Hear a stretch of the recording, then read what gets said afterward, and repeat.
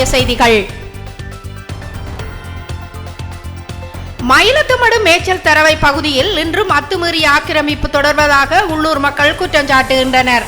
கால்நடை வளர்ப்பாளர்களின் வாழ்வாதாரத்தையும் நில உரிமையையும் பாதிக்கும் இந்த நிலை குறித்து உடனடி நடவடிக்கை எடுக்க வேண்டும் என கோரிக்கை விடுக்கப்பட்டுள்ளது. உங்களுக்கு மட்டும் ஜனாதிபதி என்ன, எங்களுக்கு நாங்கள் போட்டு போட்டவங்களுக்கு என்ன ஜனாதிபதி? ஜனாதிபதி இல்லை, அமைச்சர்ல ராணாஷரா எங்களுக்கு நாங்கள் இலங்கையில் பிறந்தால் சரியோ?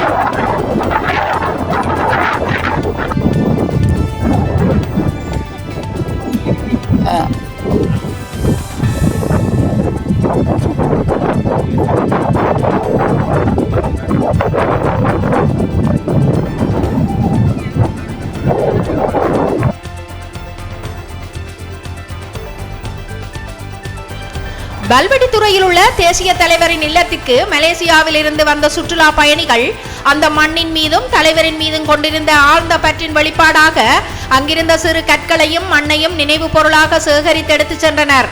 இந்த நெகிழ்ச்சியான காட்சி உலக தமிழர்களின் இதயங்களில் அந்த மண் இன்னும் உயிரோடு வாழ்வதை உணர்த்தியது.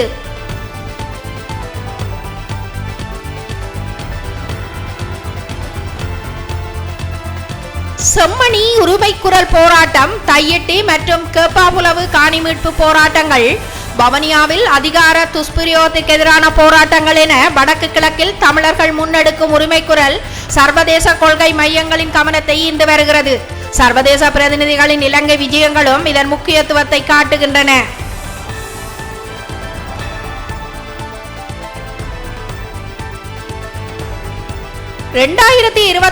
அக்டோபர் முதல் காசாவில் பணியாற்றிய இஸ்ரேல் படையினர் போர்க்குற்றங்கள், மனித குலத்திற்கு எதிரான குற்றங்கள் மற்றும் இனப்படுகொலை குற்றச்சாட்டுகள் தொடர்பில் சந்தேக நபர்களாக கருதி விசாரணைக்குட்படுத்தப்பட வேண்டும் என பாலஸ்தீனம் தொடர்பான ஐநா விசாரணை ஆணைக்குழு உறுப்பினர் கிறிஸ் சிடோட்டி தெரிவித்துள்ளார்.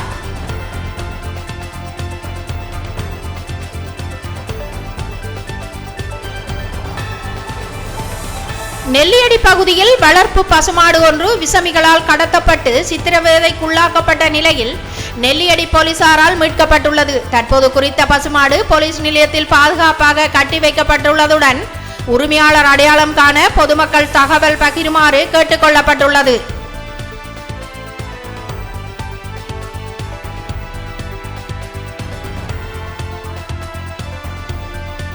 வவுனியா மாநகர சபை மேயரின் உறுப்புரிமை மற்றும் பதவி நீக்கப்பட்டமைக்கு எதிர்ப்பு தெரிவித்து வடமாகாண ஆளுநருக்கு எதிராக வவுனியாவில் ஆர்ப்பாட்டம் முன்னெடுக்கப்பட்டது.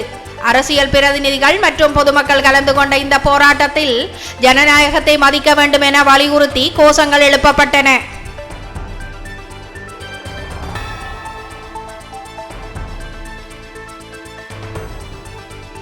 தையிட்டியில் அமைக்கப்பட்டுள்ளதாக கூறப்படும் சட்டவிரோத திசவிகாரையை அகற்றக் கோரி முன்னெடுக்கப்பட்ட போராட்டம் ஞாயிற்றுக்கிழமை மாலை ஆரம்பமாகி திங்கட்கிழமையும் தொடர்ந்தது. போராட்டக்காரர்கள் தையிட்டி மண் தமிழர் மண் என கோஷமிட்டு தங்களது எதிர்ப்பை வெளிப்படுத்தினர்.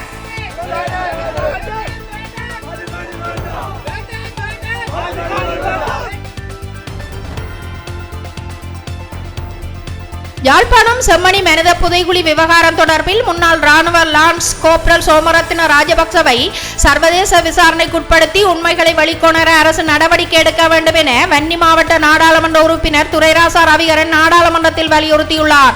இதேவேளை தமிழ் தேசிய கட்சி தலைவர்களும் முழுமையான சர்வதேச விசாரணை நடத்தி காணாமல் போனோர் தொடர்பான உண்மைகளை வெளிப்படுத்த வேண்டும் என கோரிக்கை விடுத்துள்ளனர். யாழ்ப்பாணத்தில் கைது செய்யப்பட்ட இளைஞர்கள் சித்திரவதை செய்யப்பட்டு படுகொலை செய்யப்பட்டதற்கான சான்றுகள் இன்னும் இருப்பதாக செம்மணி மனித புதைகுழி வழக்கின் முறைப்பாட்டாளர் கிருபாகரன் தெரிவித்துள்ளார். சர்வதேச விசாரணை முன்னெடுக்கப்பட்டால் அந்த சான்றுகளை ஒப்படைக்க தயாராக இருப்பதாகவும் அவர் கூறியுள்ளார். ஒரு பொதுவான சர்வதேசத்தினுடைய விசாரணை மேற்பார்வை மட்டுமல்ல, விசாரணை நடக்குமாக இருந்தால் அதனை நாங்கள் கையளிக்க தயாராக இருக்கின்றோம்.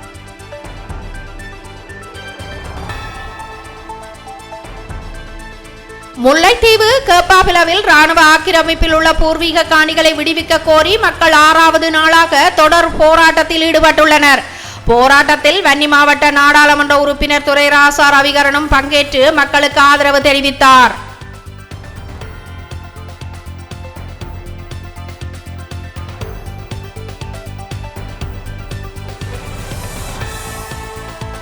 வெளிநாடுகளில் வாழும் இலங்கையர்கள் வாக்களிப்பதற்கான நடைமுறைகள் குறித்து அமைச்சரவை பல்வேறு முன்வழிவுகளை பரிசீலித்து வருகிறது. தூதரகங்களின் நேரடி வாக்களிப்பு மற்றும் எண்ணிம வாக்களிப்பு உள்ளிட்ட முறைகள் தொடர்பாக ஆலோசனைகள் இடம்பெற்று வருவதாக தெரிவிக்கப்பட்டுள்ளது.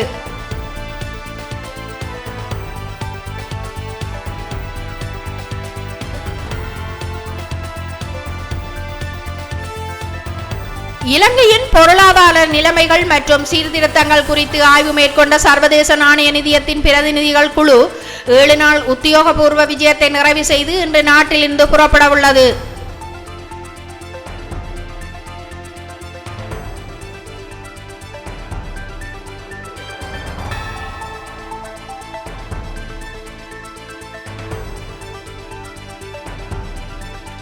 கட்டுநாயக்கா மடவல பகுதியில் மேற்கொள்ளப்பட்ட சுற்றி வளைப்பில் 90 சட்டவிரோத மதுபான போத்தல்களுடன் 33 வயதுடைய நபர் ஒருவர் போலீசாரால் கைது செய்யப்பட்டுள்ளார். சம்பவம் தொடர்பான மேலதிக விசாரணைகள் முன்னெடுக்கப்பட்டு வருகின்றன.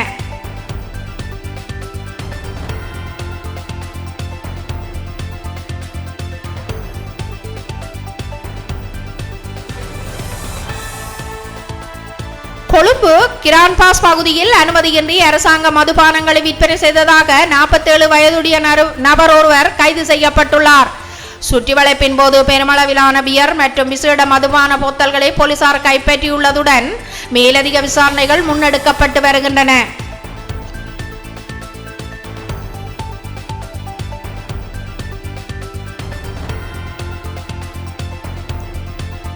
அத்துருக்கிரிய கோகந்தர பகுதியில் 5 அதிவேக மோட்டார் சைக்கிள்கள் மற்றும் 2 போலி இலக்க தகடுகளுடன் 25 வயதுடைய இளைஞர் ஒருவர் போலீசாரால் கைது செய்யப்பட்டுள்ளார். சம்பவம் தொடர்பான மேலதிக விசாரணைகள் தொடர்ந்து முன்னெடுக்கப்பட்டு வருகின்றன.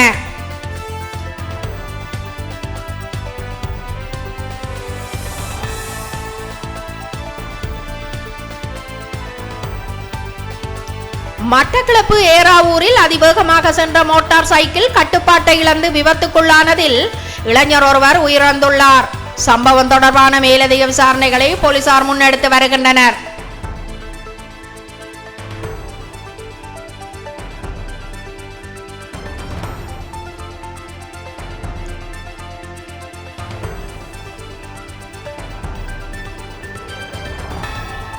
நள்ளிரவு முதல் அமுலுக்கு வரும் வகையில் 92 ஒக்டேன் பெட்ரோல் லிட்டருக்கு 20 ரூபாவாலும் ஓட்டோ டீசல் லிட்டருக்கு 25 ரூபாவாலும் விலை குறைக்கப்பட்டுள்ளது.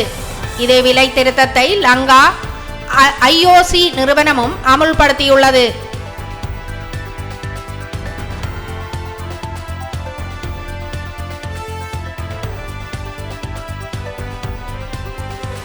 வருடாந்த பேருந்து கட்டண திருத்தம் நாளை முதல் அமுல்படுத்தப்பட வேண்டும் என்றும் அவ்வாறு செய்யாவிட்டால் நீதிமன்ற நடவடிக்கையை நாடுவோம் என்றும் இலங்கை தனியார் போக்குவரத்து உரிமையாளர் சங்கம் எச்சரித்துள்ளது.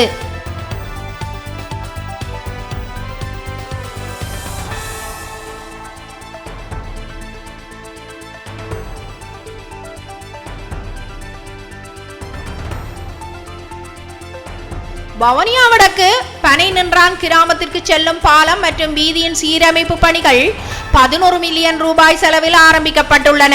நீண்டகால மக்களின் கோரிக்கைக்கு அமைவாக முன்னெடுக்கப்படும் இந்த பணிகளை நாடாளுமன்ற உறுப்பினர் துரைராசா ரவிகரன் நேரில் பார்வையிட்டார்.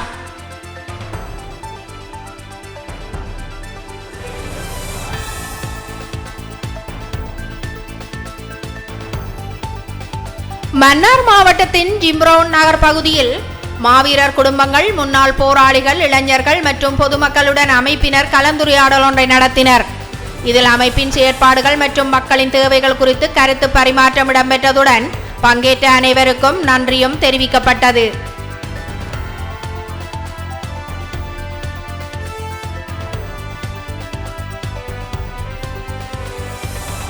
திருகோணமலை செல்வநகர் அன்னூர் வித்தியாலயத்தில் 8 மில்லியன் ரூபாய் செலவில் அமைக்கப்பட உள்ள புதிய வகுப்பறை கட்டிடத்திற்கான அடிகள் நாட்டும் நிகழ்வு இன்று நடைபெற்றது. கிழக்கு மாகாண விசேட அபிவிருத்தி திட்டத்தின் கீழ் இந்த கட்டிடம் நிர்மாணிக்கப்பட உள்ளது.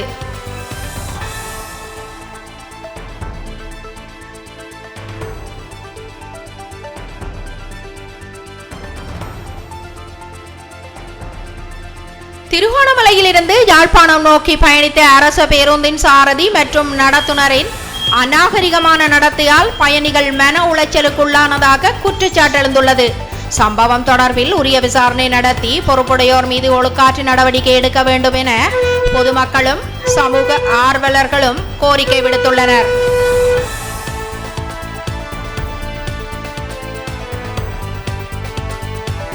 ஐரோப்பாவை தாக்கியுள்ள கடும் வெப்பஅலை காரணமாக ஜெர்மனி முன்னெப்போதும் இல்லாத அளவிலான வெப்பத்தை எதிர்கொள்கிறது. குறிப்பாக பெர்லின் நகரில் வரலாறு காணாத வெப்பநிலை பதிவாகியுள்ளதாக தகவல்கள் தெரிவிக்கின்றன.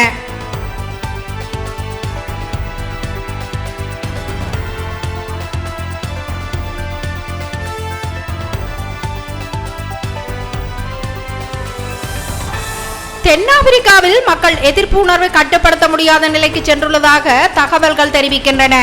பொதுமக்களின் கோபமும் தெருக்களில் எழும் குரலும் அதிகரித்து வருவதால் இந்த இயக்கத்தை இனி தடுக்க முடியாது என செயற்பாட்டாளர்கள் கூறுகின்றனர்.